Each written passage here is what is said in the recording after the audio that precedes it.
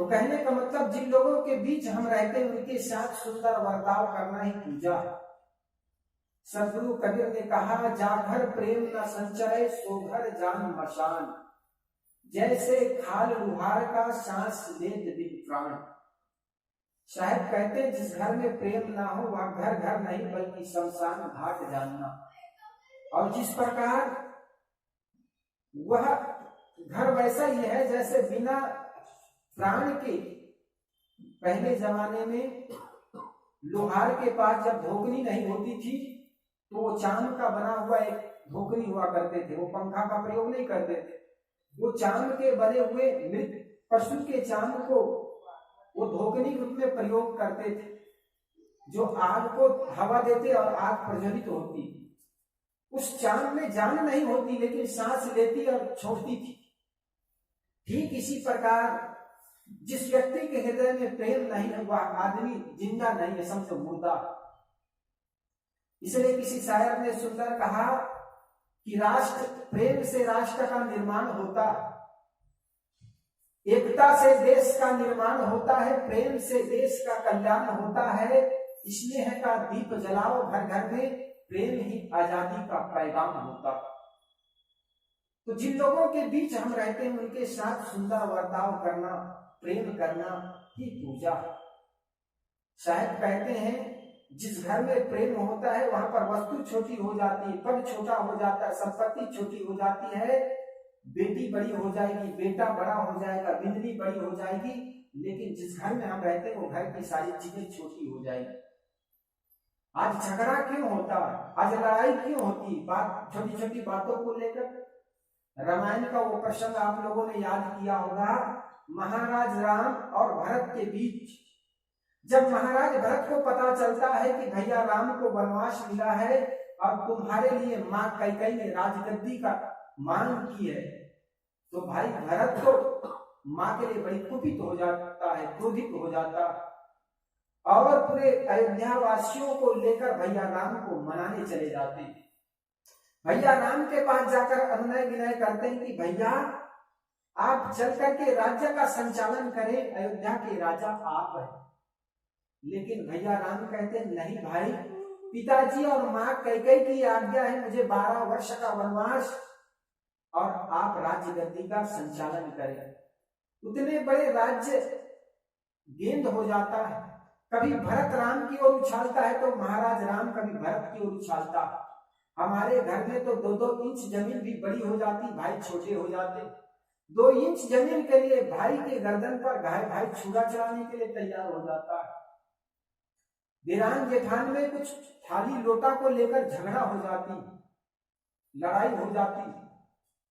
तो साहब कहते जहां पर प्रेम होता वहां त्याग होता, प्रेम के मूल में त्याग होता। भैया राम और भरत के बीच प्रेम था, यही कारण है कि अयोध्या जैसे गद्दी को भी भाई के लिए त्याग कर देता है। बोलिए सदगुरुदेव की जय। मेरी बात समझ में आ रही है? मरवाड़ी सब लोग। तो शायद कहते हैं जिस घर में प्रेम होता है उस घर में वस्तु छोटी हो जाएगी, पद छोटा हो जाएगा, संपत्ति छोटी हो जाएगी और घर के लोग बड़े हो जाएंगे। इसलिए जिस घर में प्रेम होता है केवल धन ही धन नहीं होता बल्कि व्यक्ति धन होता, परिवार के लोग धन होते, पुत्र परिवार बिजली बहू सब बड़े हो जाएंगे। ये घर में 2 भाई थे, 2 भैया थे और दोनों भैया में बड़ा प्रेम था। जैसे मैंने अभी रामायण का प्रसंग सुनाया, भरत राम के बीच का प्रेम, ऐसा ही दोनों भाई में बड़ा प्रेम था। एक दिन पड़ोस का एक आदमी आया और पड़ोस का आदमी आकर के उनको कहने लगा, यार तुम लोग कैसे जीवन जीते हो मुर्दे की भांति। वो शिकायत करने लगा। उन लोगों के दोनों के प्रेम को देख करके वो आदमी कुछ जला करता था, जिसको जलनखोर कहते हैं ना। दूसरे के धन को देखकर, दूसरे के पद को देखकर, दूसरे की और प्रसिद्धि को देखकर जो आदमी के मन में एक जलन पैदा हो जाए, ईर्ष्या पैदा हो जाए, उसको क्या कहते हैं? जलनखोर। तो आदमी दोनों भाई के प्रेम को देखकर जला करता था। एक दिन उनके घर आया और शिकायत करने लगा, यार तुम लोग कैसे जीवन जीते हो मुर्दे की भांति। जहां कोई फटकार नहीं वहां प्यार भी क्या करते होगे। छोटा भाई घर में था, उनकी बात सुन लिया और सुन करके चुप रहा, कुछ कहा नहीं। वो आदमी तो चला गया। जब बड़ा भाई कहीं से घूम करके आया, इधर जगह आया, बोलिए सदगुरुदेव की जय। दोनों भाई में बड़ा प्रेम था। बड़ा भाई कहीं से घूम करके आया तो छोटा भाई कहने लगा, भैया हम लोगों की प्रेम पद्धति को देखकर, हम लोगों की जीवन जीने के ढंग को देखकर पड़ोस का एक आदमी शिकायत कर रहा था। ये कह रहा था, यार तुम लोग कैसे मुर्दे की भांति जीते हो। कई बार हमारे घर का, हमारे किसी व्यक्ति का हमारा कोई निंदा कर दे, हम तो आग बबूला हो जाते हैं। बहुत कम ऐसे समझदार होते हैं कि उसी में कुछ सुलझे के रास्ता निकालते हैं। तो वो आदमी सत्संगी था, वो सुलझा हुआ आदमी था, वो सत्संग में जाया करता था, वो सुलझा हुआ था। तो उन्होंने कहा, भाई कोई आदमी हम लोगों के जीवन जीने के ढंग को देखकर शिकायत करे, इसका मतलब उनके मन में कुछ दुखी है, मन दुख है। और हम लोग लड़ने झगड़ने और पड़ोस के जीवन में सुखी आ जाए, उसको खुशी आ जाए, इससे बड़ी खुशी और क्या हो सकती, चलो लड़ ही लेते हैं। छोटा भाई ने कहा, भैया लड़ाई का कोई कारण तो हो। बड़ा भाई ने कहा, पगला कारण बनाया जाता। छोटा भाई ने कहा, भैया मुझे तो आता नहीं, आप ही शुरू करें। बड़ा भाई ने, दोनों भाई दो कुर्सी में बैठे हुए थे, बीच में एक टेबल रखा हुआ था, टेबल पर टेबल घड़ी रखी हुई थी। और बड़ा भाई ने उस टेबल घड़ी की ओर इशारा करके कहा, भाई इस घड़ी को कारण बनाते हैं, फिर लड़ाई शुरू हो। छोटा भाई ने कहा, भैया मुझे तो झगड़ा करना आता नहीं, आप ही शुरू करें। तो बड़ा भाई ने उस घड़ी की ओर इशारा करके कहा, भाई ये घड़ी मेरी। छोटा भाई ने कहा, हाँ भैया ये घड़ी आपकी। बड़ा भैया ने कहा, पगला फिर झगड़ा कैसे, कब मेरी है।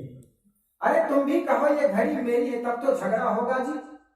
छोटा भाई के आंखों में बरबस आंसू बहने लगे, कहने लगा, भैया ये छोटी सी घड़ी यदि आपकी है तो ये शरीर भी तो आपका। जब हम दोनों छोटे थे, माता पिता गुजर गए, तुम मेरे को गोद में लेकर के हैंडपंप के पास जाते, हैंडपंप से पानी निकालते, मुझे स्नान कराते, मेरे शरीर को तौलिया और साफी से पोंछते, स्वयं स्नान कर लेते, मुझे गोद में लेकर के घर आ जाते, सूखी रोटी स्वयं खा लेते, लेकिन दूध और दही की बारी आती तब मेरे तरफ आगे बढ़ा देते कि मेरे भैया खाएं। कई बार आपकी गोदी में टट्टी और पेशाब कर दी, लेकिन कभी प्रेम में कमी देखा नहीं मैंने। कई बार आपके शरीर को खरोंच मारा, नाखून से खरोंच मारा, दांतों से काटा, लेकिन जरा भी प्रेम में कमी नहीं आई। भैया तो ये छोटी सी घड़ी यदि आपकी है तो यह शरीर भी तो आपका। ऐसा प्रेम जहां होगा वहां झगड़ा होगा। छोटा भाई कहने लगा, भैया ये छोटी सी घड़ी यहाँ इंदौर में नहीं, जयपुर जोधपुर में जाकर भी खरीद सकते। दुनिया में बहुत सी फैक्ट्रियां हैं जहां पर घड़ियां मिक्स बन सकती है। दुनिया में ऐसा बहुत से बाजार है जहां पर अपना घड़ी खरीद सकते हैं, लेकिन एक बार टूटा हुआ प्रेम क्या कहीं पर खरीदा जा सकता? भाई भाई का प्रेम कहीं टूट जाए तो दुनिया में ऐसी कोई फैक्ट्री है जहां पर पुनः बनाया जा सकता? कहा जाता है दोनों भाई की आंखों में आंसू के अश्रुस्रोत बहने लग गए। ऐसा प्रेम जहां होगा वहां झगड़ा होगा। हम तो 2-2 इंच जमीन के लिए 2-2 पैसे के लिए लड़ना शुरू कर देते। तो साहब कहते हैं जहां प्रेम होता है वहां वस्तु छोटी हो जाती, पद छोटा हो जाता है, संपत्ति छोटी हो जाती। ननद भौज के बीच अगर प्रेम हो तो प्रेम के मूल में त्याग होता है, एक दूसरे को देने की भावनाएं होती, फिर वहां पर लेने की भावनाएं मर जाती। प्रेम के मूल में त्याग होता है, मोह के मूल में, स्वार्थ के मूल में मोह होता है। इसलिए हम मोह से ऊपर उठ करके प्रेम की बस्ती में आए, प्रेम के दरिया में समा जाए, तो निश्चित जानिए हमारा घर स्वर्ग से भर जाएगा। और जिस घर में स्वर्ग हो, जिस घर में प्रेम हो, वही घर तो स्वर्ग है। मृदुवाणी सुंदर वाताव सभी गुणों की खान है, प्रेम की गंगा बहे जहां पर वही घर स्वर्ग समान है। जिस घर में प्रेम की गंगा बहता हो, जिस घर में एक दूसरे के दुख तकलीफ को जानने की भावनाएं हो। कई बार होता है आदमी कोई गलती कर देता है, ऊंची आवाज में डांट देता है, फटकार देता है। कभी कोई बात को कोई आदमी ऊंची आवाज से बोल दे तो उनको सह लो। अगर तुम उल्टे जवाब दोगे तो गाली का विपरीत गाली मिलती है। इसलिए कभी क्रोध का जवाब क्रोध से मत दो। जिस प्रकार गर्म लोहा को काटने के लिए ठंडा लोहा का प्रयोग किया जाता है, इसी प्रकार क्रोध से दी हुई गाली का जवाब तुम सुंदर वाणी से दो तो निश्चित मानिए घर में झगड़ा नहीं होगा। कभी कोई बात को लेकर कभी झगड़ा हो जाए, कभी गांठ मत बनाओ। अधिकतर लोग गांठे बना लेता है, इस आदमी ने ऐसा कहा, फलानी ने ऐसा कहा, ठेकाना ने ऐसा कहा, उनसे बोलूंगा नहीं, तो महीनों महीनों वो गांठे बन जाती। और जानते हो आदमी जिस प्रकार माताएं अथाना डालती, अचार डालती है और महीना बाद ज्यादा स्वादिला हो जाता, ठीक इसी प्रकार तुमने गांठे बना ली कि अमुक ने मुझे ऐसा कहा, और धीरे धीरे जब जब सोओगे या शांत चित्त हो जाएगी, वही सारी बातें याद आएगी कि फलानी ऐसी कहा था, कि फलाना ने ऐसा कहा था। वो बात जब जब याद आएगी आपको नींद नहीं आएगी।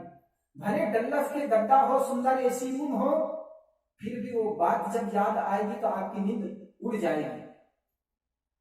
इसलिए कवि ने सुंदर कहा, तन का बिस्तर मिल जाए पर नींद को तरसे नैन। तन का बिस्तर मिल जाए पर नींद को तरसे नैन। तन का बिस्तर मिल जाए पर नींद को तरसे नैन। तन का बिस्तर मिल जाए पर नींद को तरसे नैन। कांटों पर भी सोकर मिलता, कांटों पर भी सोकर मिलता, किसी के मन को चैन। अरे कोई कारण होगा, अरे कोई कारण